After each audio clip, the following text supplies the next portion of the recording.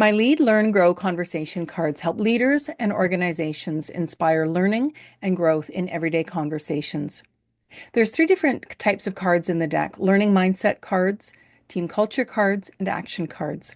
Today, I want to focus on the team culture cards, which are all question cards, and I want to focus specifically on this one. How does your team address conflicts or disagreements? What's been the most effective? When we work in teams and when we work with people, we know there's always going to be conflict. We have different personalities and we have different approaches and strengths and priorities in terms of how we work.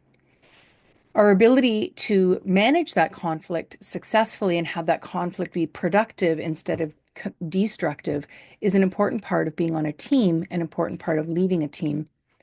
This question really gets at the root of how can we have candid conversations? How can we be emotionally intelligent when we manage our conversations with others?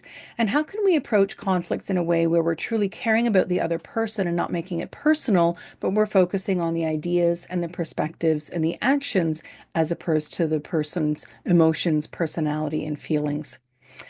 Remember, when your team isn't growing, they're going. So being able to address conflict productively on your team is a key part of helping your individual team members and the team members overall learn and grow and be more committed to the team and be a higher functioning team.